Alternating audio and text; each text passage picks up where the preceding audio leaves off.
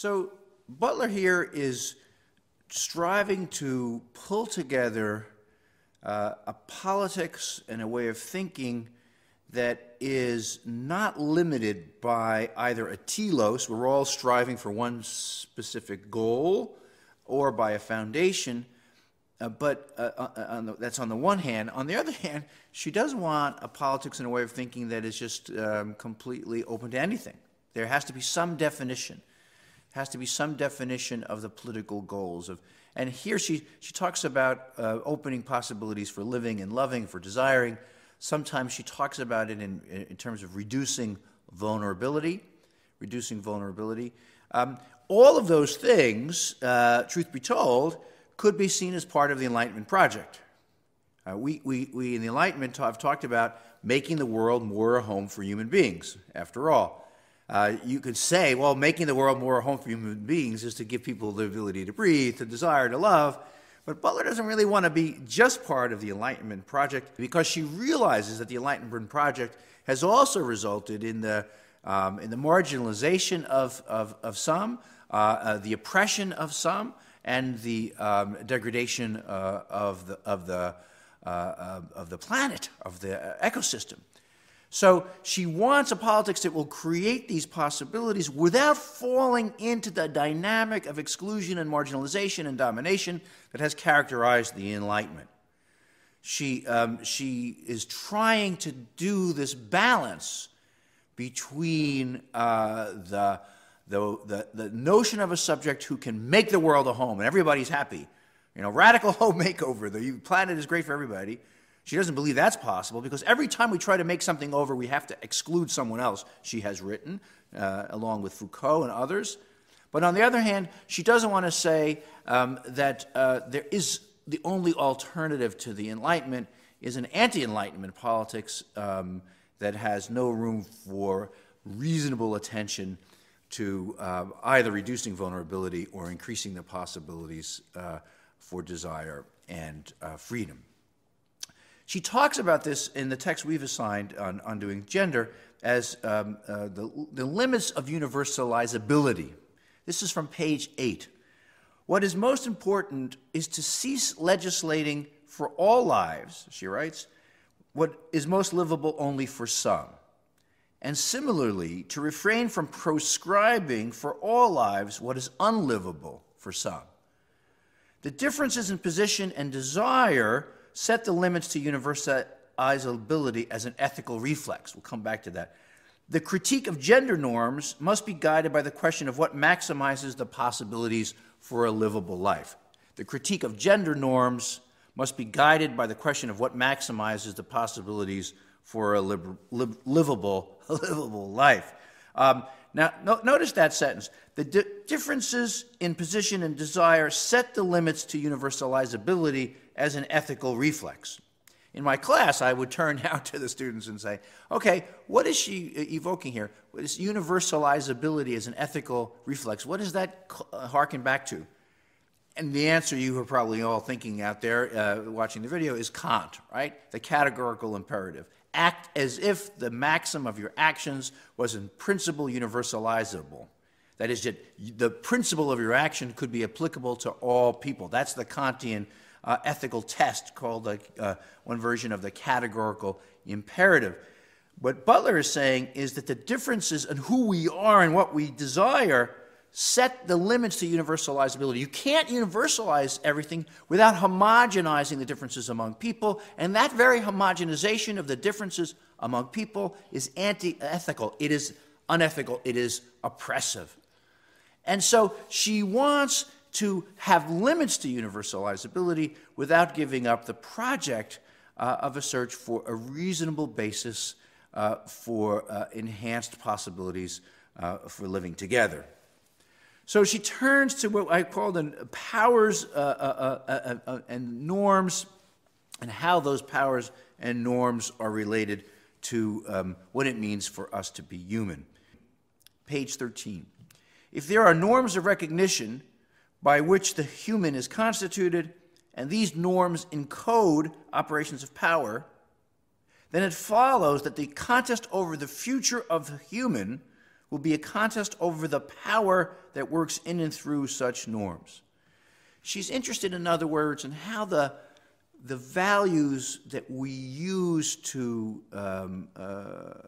legislate proper behavior actually are infused with operations of power to make people become certain kinds of human beings.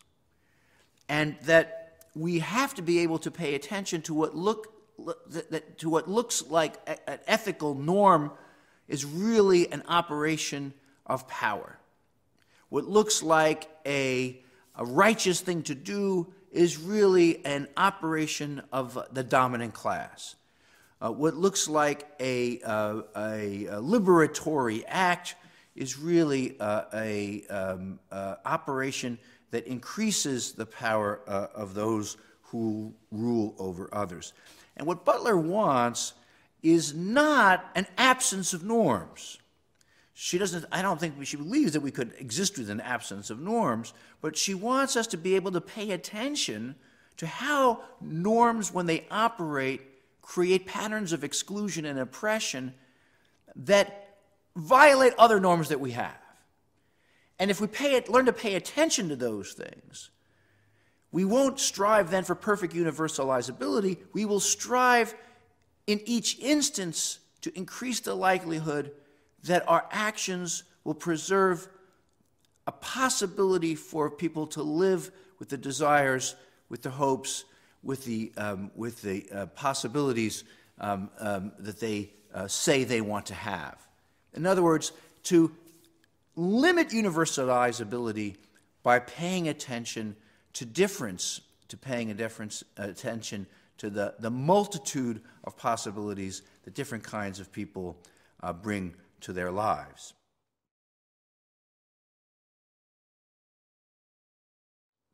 This goes back in a way to the Butler's talk about improvisation. And you see this on page 15 in the text that we have for this week. We don't always know what it means to inhabit a certain subject position. That is, we don't always know what it means to behave like a man, or to behave like a strong person, or to behave like a heterosexual, or behave like a gay person. We don't know exactly what those terms mean, but we are expected by our society today to somehow conform to patterns of identity that have been set down for us. How can we acknowledge these patterns of identity while still leaving room for improvisation? We're being formed through institutions. We're being called names. We're being we're having norms imposed on us. So who are we, such that we receive, or we're vulnerable to being called certain names, right, or we're vulnerable to certain kinds of social expectations or norms or whatever. So, I felt like I actually needed to understand the domain of impressionability or receptivity, right, to understand how it is we might be at once socially constructed but also self-constituting. So I had to link those two things, right, because there were some people who said, "Oh, Butler, it's all social construction," right, or "Oh, Butler, it's all voluntarism." Right. And I thought, "Oh, I better put these things together." Yeah. This is the improvisation being a way of acting freely. When you're not just going according to a script. This is what Butler wants, right? When you feel your life is just moving according to a script, there's a sense of constraint and control that can be extraordinarily oppressive. And when you feel that you are operating in relation to a script, where there's a margin for improvisation, for invention, for self-invention, for self-fashioning, others have called it, that gives you a sense of freedom and pleasure. On page 15, she writes, "There is always a dimension of ourselves that our relation to others that we cannot know. And this not knowing persists with us as a condition of existence, and indeed of survivability." It's important. Butler doesn't want us to think that it's all about absolute knowledge, and so we have to grasp everything philosophically or scientifically. No. This condition of not knowing, Freud called it the unconscious, is actually a part of our survivability. We are, she goes on to say, we are to an extent driven by what we do not know and cannot know. And this drive, Freud called it instinct or trieb, is precisely what is neither exclusively biological or cultural. It's the side of their dense convergence. In other words, we are impelled, we are pushed, we are driven to do things. We're not sure exactly why. But what we're driven to do isn't just a product of our biology, of our anatomy. It's a product of the dense convergence of the biological and the cultural. And sexuality, she says on page 15, emerges precisely as an improvisational possibility within this field of constraints. I think it's very interesting, an improvisational possibility within a field of constraints. That's important for Butler because she acknowledges the constraints, and actually the constraints are productive, and she acknowledges possibility, and that sexuality is a possibility, not just a biology. This is so important because we don't want us to think that improvisation is just making stuff up without any background. No, the great improvisations, let's say in jazz, are often on the basis of what we call standards, right? We call a great jazz song a standard. And so when we improvise, what we're doing is acknowledging the background, acknowledging the standard, but using the standard as a springboard for possibility.